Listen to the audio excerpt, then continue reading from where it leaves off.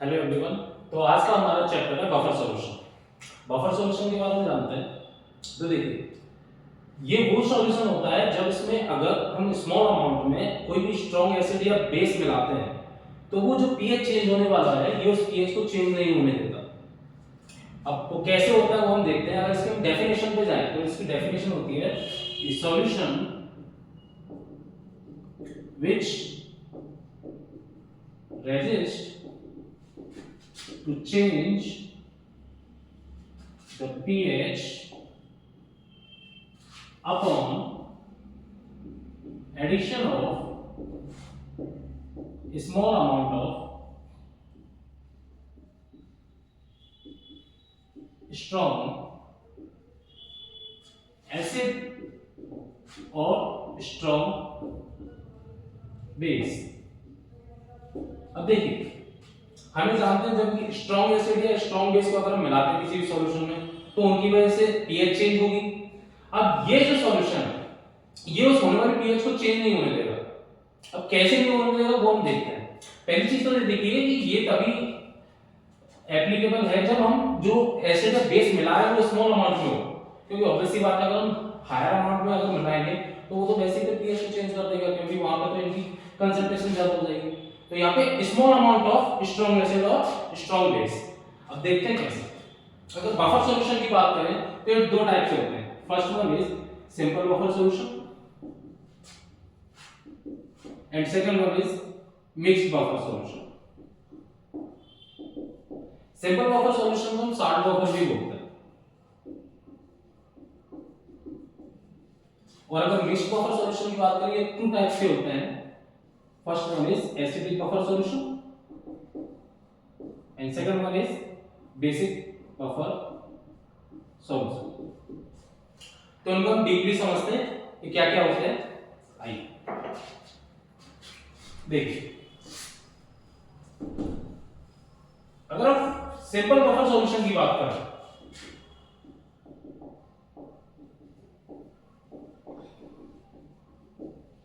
तो ये जो बफर सॉल्यूशन होता है ये होता है solution of salt of weak acid plus weak base. यानी वीक एसिड और वीक बेस का जो सॉल्ट बनता है तो उसका जो सॉल्यूशन होगा वो एक सिंपल बफर सॉल्यूशन की तरह बिहेव करेगा। कैसे? देखिए, वीक एसिड की बात करें अगर हम एक एग्जांपल लें, for an example weak acid हम ले लेते हैं एसिटिक एसिड CH3COOH और वीक बेस ले लेते हैं हम NH4OH। अब इनसे मिलके जो हमारे पास सॉल्ट बनता है वो होता है CH3COONH4 अमोनियम एसीटेट। ये साल्ट बनेगा। अब ये जो साल्ट है वो वीक एसिड और वीक बेस का साल्ट है, ठीक है। अब जैसे ही सॉल्यूशन बनाते हैं तो ये आयनाइज होगा, तो हमारे पास ये आयन देगा एसीटेट आयन और अमोनियम। अब देखिए, जैसे ही हम स्मॉल अमाउंट में इसमें एसिड या बेस डालते हैं तो ये कैसे रिएक्ट करेगा। सपोज कीजिए हम एसिड लेते हैं, ये लीजिए HCl स्ट्रॉन्ग एसिड है, HCl H+ देगा। अब जब ये H+ देगा तो ये H+ इसके साथ रिएक्ट करके, अब देखिए एसीटेट आयन आया है एसिटिक एसिड से। एसिटिक एसिड होता है वीक एसिड और ये वीक एसिड है तो इसका जो कॉन्जुगेट होगा वो ये है, तो ये कॉन्जुगेट स्ट्रॉन्ग कॉन्जुगेट होगा, तो इसको मैं लिख सकता हूं स्ट्रॉन्ग कॉन्जुगेट बेस। अब ये स्ट्रॉन्ग है तो ये इसके साथ रिएक्ट कर जाएगा और ये बनाएगा एसिटिक एसिड, और एसिटिक एसिड तो पहले से वीक है तो फर्दर आयनाइज होगा नहीं। अब फर्दर आयनाइज होगा नहीं तो इसकी वजह से पीएच चेंज, बहुत ही माइन्यूट पीएच चेंज होगा, यानी ये इसकी पीएच को चेंज नहीं होने देगा। It will not ionise further, और बहुत कम आयनाइज होगा, हम ये भी बोल सकते हैं। वही अगर मैं बात करूं कि अगर मैं बेस मिलाऊं, इसमें स्ट्रॉन्ग बेस मिलाऊं तो NaOH की मैं बात करूं, NaOH जब मिलाएंगे इसमें तो NaOH देगा OH- आयन। अब ये OH- आयन इसके साथ रिएक्ट करके और ये बना देगा NH4OH अमोनियम हाइड्रोक्साइड। अब अमोनियम हाइड्रोक्साइड भी वीक बेस है तो ये भी बहुत कम वीक बेस है, बहुत कम पीएच चेंज होगा, इसलिए कहते हैं। तो ये सॉल्यूशन देखा जाए तो एक तरीके से इसने पीएच को रेजिस्ट किया है, इसलिए ये बफर सॉल्यूशन हुआ। तो बफर सॉल्यूशन कौन सा हुआ हमारा? सिंपल बफर सॉल्यूशन में हुआ salt of weak acid plus weak base का सॉल्यूशन। अब दूसरा देखते हैं,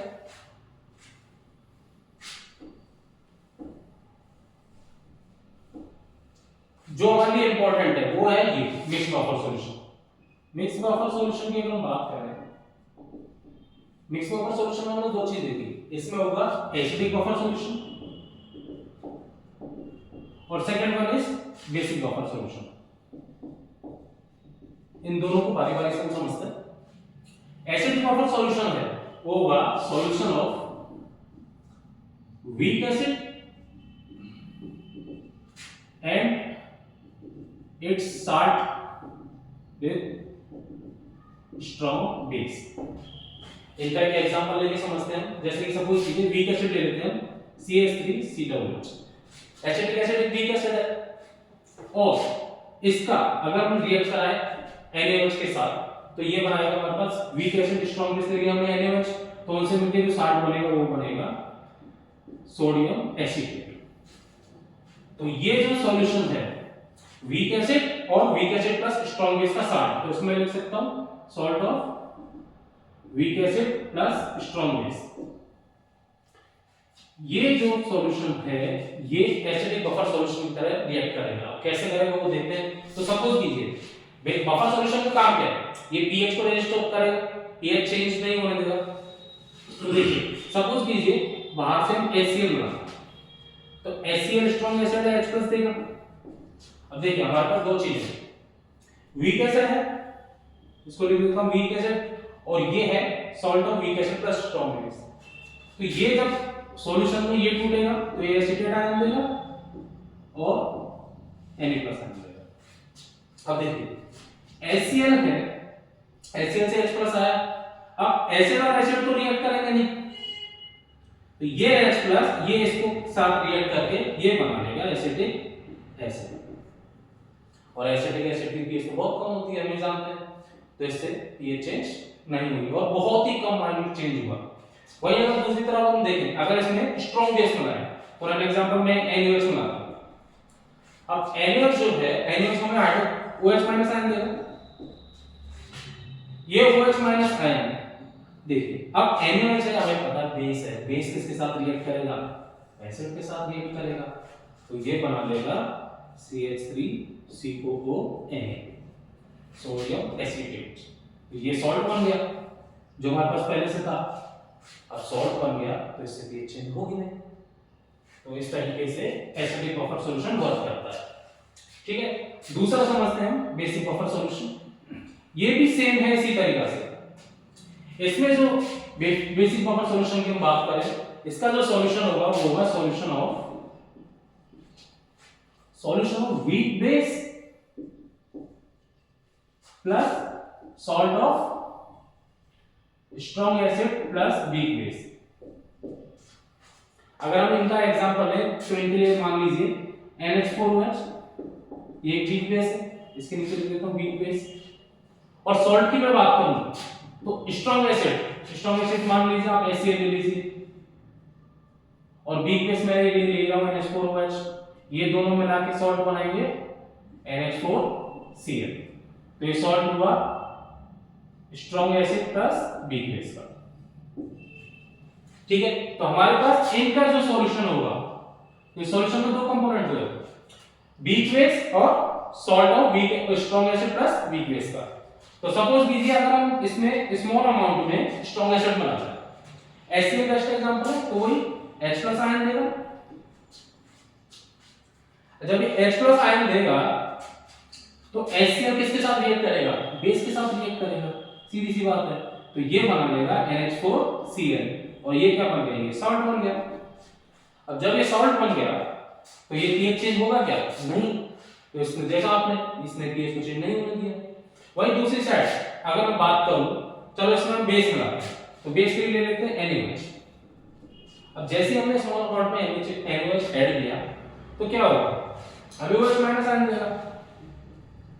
अब इसके लिए अब यहाँ पे क्या होगा, OH- आयन दे रहा है, तो ये तो बेस है, तो इसके लिए कौन बैठा है, NH4Cl।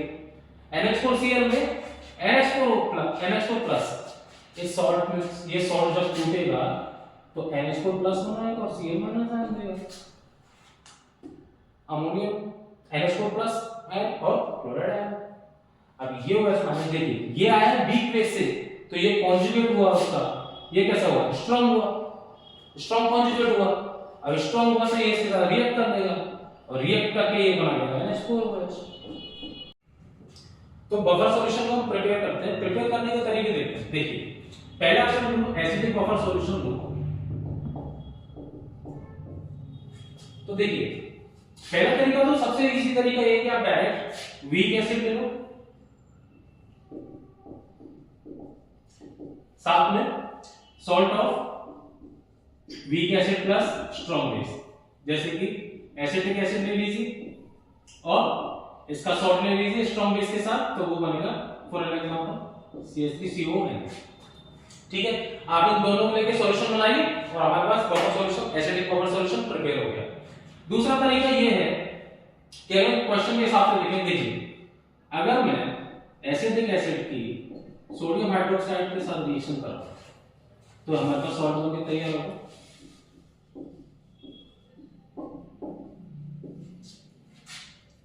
अगर मैं सिर्फ 5 मोल लूं और इसके भी 5 मोल लूं तो रिएक्शन होने के बाद ये कुछ नहीं बचेगा, ये कुछ नहीं बचेगा, यहां पर इसके 5 मोल तैयार हो गए। ठीक है, लेकिन हमने देखा था कि एसिडिक बफर सॉल्यूशन में क्या क्या चाहिए, हमें वीक एसिड भी चाहिए और साथ में सॉल्ट भी चाहिए, लेकिन यहाँ पे सिर्फ और सिर्फ सॉल्ट अवेलेबल है, एसिड तो खत्म हो गया पूरा, दोनों न्यूट्रलाइज हो गए, तो ये तो तैयार नहीं हुआ। अगला तरीका देखते हैं, अगर मैं इसके 5 मोल लूं और इसके 10 मोल लूं तो यहाँ पे तो Lr हो गया लिमिटिंग रिएजेंट, तो यहाँ पे कुछ नहीं बचा, ऐसे 5 मोल बचेंगे और इसके 5 मोल बचेंगे, लेकिन यहाँ पे भी कंडीशन अप्लाई नहीं हुई, सेटिस्फाई नहीं हुई। कैसे? क्योंकि यहाँ पे स्ट्रॉन्ग एसिड के बन रहा है, सॉल्ट तो है लेकिन साथ में स्ट्रॉन्ग बेस के बच रहे हैं, तो यहाँ पे तो कंडीशन सेटिस्फाई नहीं हुई। तो कंडीशन कैसे सेटिस्फाई होगी? सपोज करो मैं इसके 10 मोल लेता हूं और इसके 5 मोल लेता हूं, तो आफ्टर रिएक्शन ये बचेगा 5 मोल, ये कुछ भी नहीं बचेगा, और अब क्या होगा, यहां पर ये 5 मोल प्रिपेयर हो जाएगा। तो फाइनल कंडीशन हमें चाहिए क्या था, वीक एसिड चाहिए था और सॉल्ट चाहिए था, तो देखिए दोनों है हमारे पास। फाइनल सॉल्यूशन जो बनेगा उसमें वीक एसिड भी होगा और सॉल्ट भी होगा, ये न्यूट्रलाइज हो गया, खत्म हो गया। तो ऐसे इस तरीके से हमारे पास वीक एसिड और salt of weak acid plus strong base prepare हो गया, यही सॉल्यूशन हमारा एसिडिक बफर सॉल्यूशन हो गया। तो इसके लिए कंडीशन क्या होगी, जो मोल्स हैं, अगर हम मोल्स की बात करें तो moles of weak acid should be greater than moles of strong base, हमारे पास ये कंडीशन करते हैं। कैलकुलेशन में हम इसको यूज कर सकते हैं, अगर क्वेश्चन में आता है कि अगर हमारे पास एसिडिक एसिड है और NaOH को वैल्यू देता है तो हम इस तरीके से देख सकते हैं कैसे प्रिपेयर होगा, रिएक्शन करके देख लीजिए। दूसरा सेकंड की अगर हम बात करें, अगर तीसरे तरीके की बात करते हैं और कैसे बन सकता है।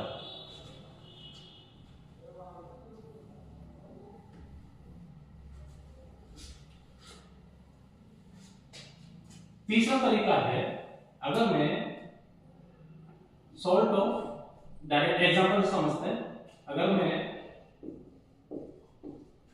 सोडियम एसिटेट का सॉल्ट लूं और उसकी अगर HCl के साथ रिएक्ट करूं तो हमारे पास मिलेगा CH3COH प्लस NaCl,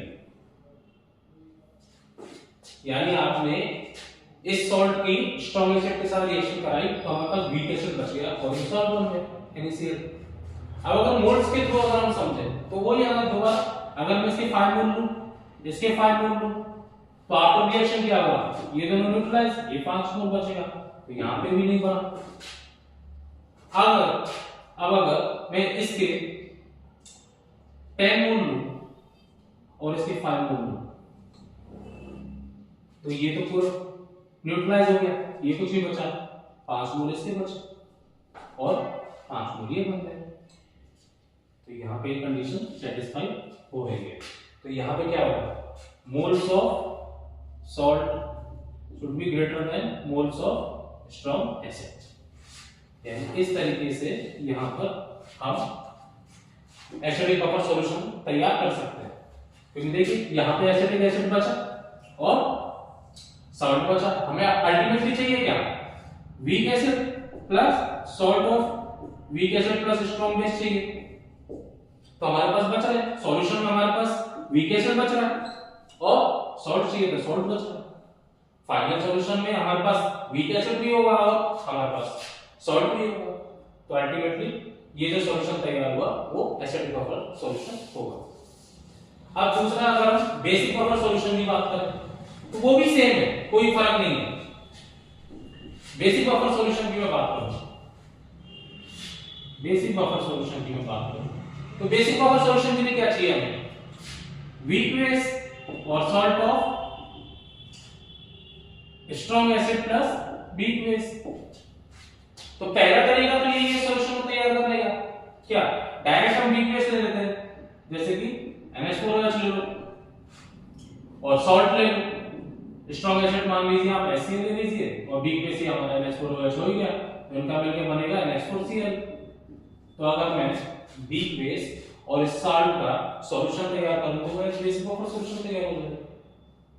वही दूसरी तरीके से देखते हैं, वही अगर हम रिएक्शन कर रहे हैं, मान लीजिए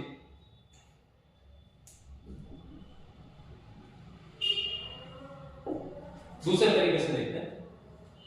अब मैं अगर वीक बेस और स्ट्रॉन्ग एसिड की रिएक्शन कराऊं तो मेरे पास क्या बनेगा, NH4Cl प्लस H2। तो अगर मैं इसके 5 मोल लूं और इसके भी 5 मोल लूं तो आफ्टर द रिएक्शन ये 5 मोल बचा, यानी ये यहां पे इस कंडीशन सेटिस्फाई होगी।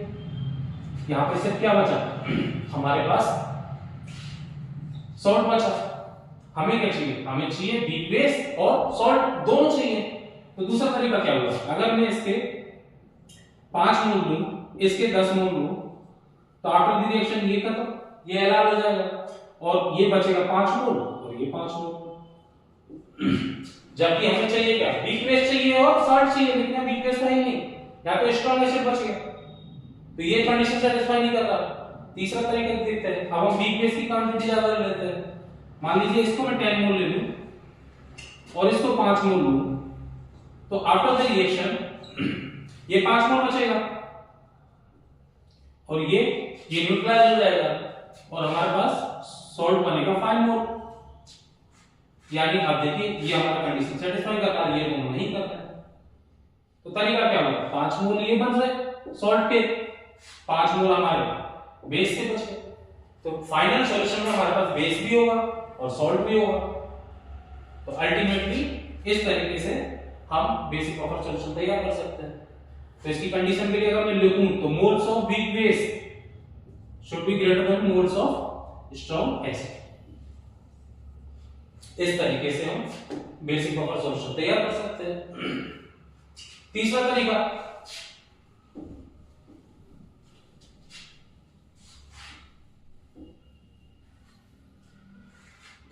थर्ड तरीके से देखें तो अगर मैं इस सॉल्ट को लूं, NH4Cl ले लेता हूं, तो सॉल्ट हो गया स्ट्रॉन्ग एसिड और वीक बेस का। इसकी रिएक्शन अगर मैं स्ट्रॉन्ग बेस के साथ करूं तो स्ट्रॉन्ग बेस हो गया। इस रिएक्शन से बनेगा NH4OH और NaCl। अल्टीमेटली हमें चाहिए क्या, वीक बेस चाहिए, वीक बेस तैयार हो गया और सॉल्ट चाहिए, सॉल्ट है हमारे पास। अब अगर मैं कैलकुलेशन में जाऊं तो देखिए, अगर मैं दोनों के इक्वल मोल्स लूं तो ये भी आफ्टर रिएक्शन क्या बनेगा, 5 मोल्स। ये दोनों तो कंप्लीटली कंज्यूम हो जाएंगे। तो यहां पर बेस तो है ही नहीं, बेस तो बन गया बट सॉल्ट नहीं रहेगा। तो दूसरा तरीका क्या है, अगर मैं इसके 10 मोल ले लूं और इसके 5 मोल लूं तो क्या होगा, इसके 5 मोल बचेंगे, इसके 1 भी नहीं और इसके 5 मोल। यानी अब देखिए इस तरीके से हमारे पास बेस बच गया 5 मोल और 5 मोल सॉल्ट बच गया। तो फाइनल सॉल्यूशन में हमारे पास बेस भी होगा और सॉल्ट भी होगा। यानी इस तरीके से हम बेसिक बफर सॉल्यूशन प्रिपेयर कर सकते हैं। फाइनल बफर सॉल्यूशन, तो इसके लिए कंडीशन क्या होगी? अगर मोल्स ऑफ सॉल्ट की बात करो, moles of salt should be greater than moles of strong base, ये इसकी कंडीशन है। इस तरीके से हम बेसिक बफर सॉल्यूशन को प्रिपेयर कर सकते हैं। ओके, अगला टॉपिक है pH calculation of buffer solution. अगर बफर सॉल्यूशन की पीएच कैलकुलेट करें तो मैं पहले एसिडिक बफर सॉल्यूशन की बात करूं। एग्जांपल अगर हम ले तो यही बेस्ट एग्जांपल, एसिटिक एसिड और इसका सॉल्ट एसिटिक एसिड, और अगर NaOH के साथ हीट कराएं तो सोडियम एसिटेट सॉल्ट बन गया। तो देखिए ये जो वीक एसिड है, ये वीक एसिड अगर आयनाइज होगा तो एसिटेट आयन और H+ आयन देगा।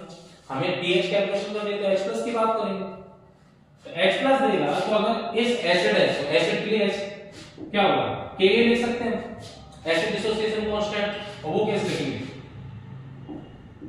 CH3CO- into H+ upon CH3COH।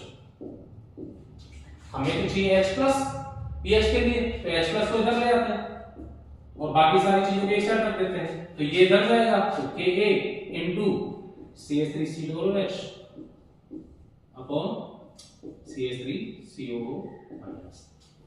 अब देखिए ये तो वीक एसिड है, तो मैं इसको ऐसे लिख सकता हूं Ka into active mass of weak acid, concentration of acid upon. अब ये एसिटेट आयन जो है, देखिए ये तो बहुत कम डिसोसिएट होगा, बहुत कम आयनाइज होगा, तो मैक्सिमम इसकी कंसंट्रेशन कहां से आएगी? सॉल्ट से आएगी। तो सॉल्ट तो 100% आयनाइज होगा, तो इसकी जो कंसंट्रेशन है तो मैं इसको ऐसे ले सकता हूं, एसिड अपॉन सॉल्ट, क्योंकि अगर मैं एसिड की बात करूं तो ये तो बहुत कम आयनाइज होगा, तो इसकी कंसंट्रेशन तो बहुत कम होगी एज कंपेयर टू दिस, क्योंकि जब ये सॉल्ट डिसोसिएट होगा ये तो 100% डिसोसिएट होगा, तो यहां पर इसकी मैक्सिमम कंसंट्रेशन तो यहां से आएगी, तो इसको हम नेगलेक्ट कर सके पूरी इसी के लिए लिख सकते हैं, तो यहां पर भी सॉल्ट लिख दिया। अब हम ये जानते हैं H+ का आ गया हमारे पास ये, और pH क्या होता है? pH होता है माइनस लॉग H+। pH का फॉर्मूला होता है माइनस लॉग H+, तो अगर मैं दोनों साइड माइनस लॉग ले लूं, taking both side minus log, तो क्या बनेगा? Minus log H+ is equal to minus log, और ये पूरा formula Ka into acid upon salt, तो इसको लिख सकता हूं pH, और इसको लिख सकता हूं minus log Ka minus log acid upon salt. तो फाइनल फॉर्मूला बन के आ रहा है हमारे पास pH is equal to minus log K होता है Pk, तो उसको लिख सकता हूं Pk, और ये बनेगा, तो इसको मैं ऐसे लिख सकता हूं, देखिए प्लस लॉग, अगर मैं इसको उल्टा कर दूं तो साइन चेंज हो जाएगा लॉग का, तो ये बनेगा लॉग सॉल्ट अपॉन एसिड। तो फाइनल फॉर्मूला निकल के आया हमारा pH is equal to Pk plus log salt upon acid. तो ये हो गया हमारे पास एसिडिक बफर सॉल्यूशन का pH फॉर्मूला, यानी इस फॉर्मूले से हम pH कंसंट्रेशन निकाल सकते हैं, pH वैल्यू निकाल सकते हैं। ठीक है, अब हम बेसिक बफर सॉल्यूशन की pH कैलकुलेट करते हैं। इसका अगर हम एग्जांपल लें तो बेसिक बफर सॉल्यूशन के लिए क्या होगा? Weak base plus salt of weak base plus strong acid. तो मान लीजिए NH4OH और इसका साथ ले लेते हैं NH4Cl ले लेते हैं, स्ट्रॉन्ग एसिड मान लो HCl के साथ रिएक्ट करते हैं।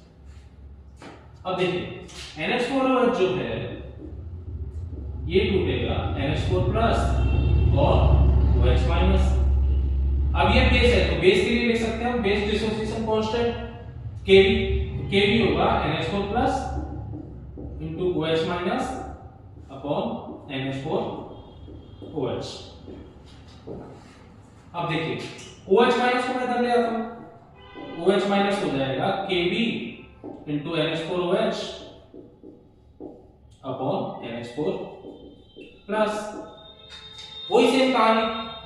तो NH4OH तो B के बेस है, तो इसके लिए मैं बेस लिख सकता हूं, और वही NH4 प्लस, तो ये इसकी, अब यहां पे तो बहुत कम डिसोसिएट होगा, और जबकि जो साल्ट है वो तो 100% डिसोसिएट होगा, तो इसकी मैं इसकी कंसंट्रेशन लिख सकता हूं। तो इसको मैं लिख सकता हूं OH minus is equal to Kb into base upon salt. ठीक है, अब देखिए, अब अगर मैं pH क्या होगा हमारा, माइनस लॉग OH माइनस, तो दोनों साइड अगर मैं माइनस लॉग ले लूं तो ये बनेगा minus log OH minus is equal to minus log, पूरा फॉर्मूला लिख देते हैं, Kb into base upon salt. तो क्या हो जाएगा, ये हो गया pH is equal to minus log Kb minus log base upon salt. तो फाइनल फॉर्मूला हमारे पास निकल के आया POH is equal to minus log Kb क्या होगा, PKb, और इसको अगर मैं उल्टा कर दूं तो ये हो जाएगा plus log salt upon base. तो फाइनल pH का फॉर्मूला निकल के आया PKb plus log salt upon acid. और हम जानते हैं इसे pH लगा नहीं सकते हैं, pH क्या होगा 14 माइनस pH आ जाएगा। तो इस तरीके से हम pH कैलकुलेट कर सकते हैं।